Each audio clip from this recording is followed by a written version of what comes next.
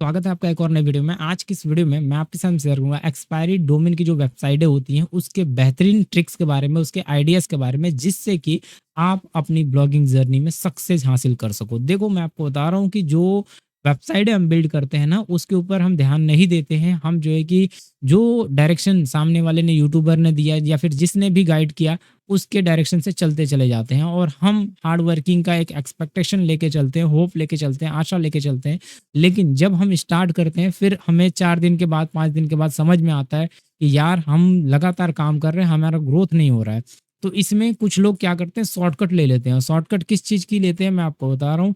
वो अगर हम बात करें डोमेन की ले लेते हैं और डोमेन एक्सपायरी डोमेन का इस्तेमाल करते हैं। अब डोमेन एक्सपायरी डोमेन करता क्या है, इसमें आपको डिफरेंस समझना है। इसके ऊपर मैंने ऑलरेडी वीडियो बना रखी है, बहुत बार इसके ऊपर गाइड किया है मैंने और आपको एक्सप्लेन भी किया है कि एक्सपायरी डोमेन आपकी लाइफ में क्या कुछ कर सकता है, ये आपकी लाइफ को चेंज भी कर सकता है। अब मैं आपको बता रहा हूँ कि ये सबके साथ में नहीं होगा कि चेंज कर ये लकी ड्रॉ का गेम है, ऐसा समझिए, या फिर आपने सही एक्सपायरी डोमेन चूज़ किया तो ये आपका सक्सेस दिलाएगा। लेकिन सारे केसेस में नहीं होता है। जैसे 100 लोगों ने परचेस किया ना, तो उसमें से 100 लोगों में से 10 लोग ऐसे होंगे जो इनकी लाइफ जो है कि ऑटोमेटिक ट्रैफिक से भर जाएगी और ऑटोमेटिक उनको अर्निंग होगी। अब मैं आपको बताता हूँ ये करता कैसे है, किस तरह से ये इसका गेम चल रहा है, वो हम अगर अब बात करें तो इसके ऊपर। लेकिन इसके अंदर एक्सपीरियंस होना चाहिए, सर्चिंग का एक्सपीरियंस होना चाहिए, कैसे सर्च करना है। इस एक्सपायरी डोमेन पे मैंने ऑलरेडी बहुत सारे वीडियो बनाए हैं, मैंने आपको पूरा एक्सप्लेन किया था। उसके ऊपर कैसे ए टू जेड आप जो है कि एक्सपायरी डोमेन बाय करोगे, किस तरह से करोगे, कैसे सारी चीज़ें ध्यान में रखोगे, सब कुछ एक्सप्लेन किया था। वीडियो को देख लीजिएगा, ठीक है। आप मेरे चैनल में जाकर सर्च कर सकते हैं, एक्सपायरी डोमेन मिल जाएगा आपको। अब हाँ, अगर हम बात करें तो यहाँ पे जो एक्सपायरी डोमेन है ये करते क्या है। जैसे कि मैं बता रहा हूँ कि एक एग्जांपल लेते हैं कि अगर आप फुटपाथ पे जाते हो और वहाँ पे फुटपाथ पे आप देखोगे तो एक शूज वाला कोई शूज बेचता है, या फिर कोई जो है कि अगर हम बात करें अनब्रांडेड अनऑथराइज्ड जो प्रोडक्ट है उसको सेल कर। तो एक बंदा जो है कि फुटपाथ पे सेल कर रहा है और वहीं पे एक कोई और बंदा आता है और वो जो है कि रिलायंस कंपनी के नाम से या फिर कोई अदर ब्रांड के नाम से जो है कि वो उसको नहीं पता, उसने रिलायंस ने सपोर्ट कर दिया उसको, या फिर कोई कंपनी इसको सपोर्ट कर दी कि भाई मेरा मर्चेंट ले लो। तो उसने जो है कि वहाँ पे रिलायंस कंपनी के नाम से एक अपना शूज सेल करना शुरू कर दिया, या फिर कोई बाटा वगैरह से के नाम से सेल करना शुरू कर दिया। अब आप देखोगे सेम शूज रहेगी, सेम चीज़ें रहेंगी, लेकिन उस वो 2000 में सेल करेगा और वो जो है कि वहाँ पे 200 में सेल करेगा। ये डिफरेंस हो जाती है, यही चीज़ें कहलाती है ऑथोरिटी। तो एक ट्रस्ट बन जाता है, जैसे रिलायंस पे लोगों का भरोसा है, उसी तरीके से अगर हम बात करें यहाँ पे भी जो है कि जो पुराने डोमेन होते हैं, एक्सपायरी डोमेन होते हैं, उसके ऊपर जो है गूगल का भरोसा होता है। अब इसमें भी जो है कि कंपनियों में भी बहुत सारी चीज़ें होती हैं।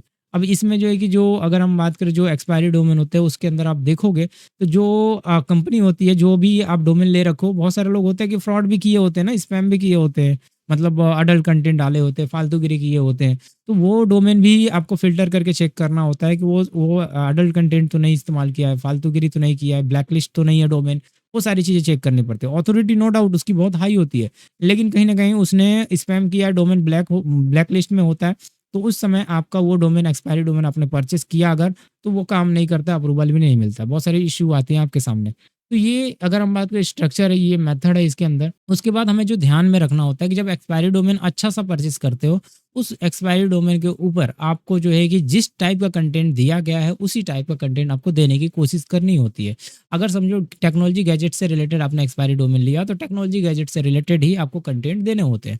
तो मेरा मानना है कि इस समय मैंने 6 साल से मैंने जो देखा है और मैंने कई बार कई सारे एक्सपायरी डोमेन परचेज़ किए हैं, उनमें से मैक्सिमम कंटेंट को मैंने देखा है, एक्सपायरी डोमेन को देखा है कि उसके अंदर ट्रैफ़िक ही ट्रैफ़िक आती है, बहुत ज़्यादा ट्रैफ़िक आती है, भर-भर के ट्रैफ़िक आती है।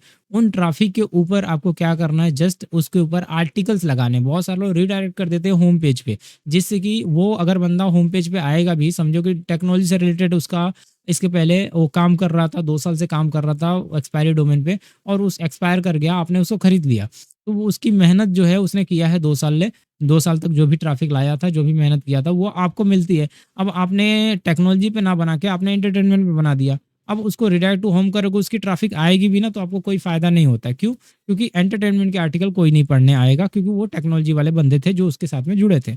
इसी तरीके से ये पूरा मेथड, पूरा का पूरा स्ट्रक्चर काम करता है। अगर आपको नहीं समझ में आया मेरी मेथड को, मेरी जो आइडियाज़ मैं बता रहा हूँ, जो चीज़ें आपको विजुअलाइज़ेशन के थ्रू नहीं समझ में आ रही है, तो आप मुझे कमेंट कर सकते हो, मैं कोशिश करूँगा और अच्छे से समझाऊँ। प्रैक्टिकली इसके ऊपर लेके आऊँगा वीडियो, जिससे कि आप और बेहतरीन तरीके से समझ पाओ और एक्सपायरी डोमेन की मदद से आप अपनी जर्नी को बूस्ट कर सको, ब्लॉगिंग की जर्नी को बूस्ट कर सको।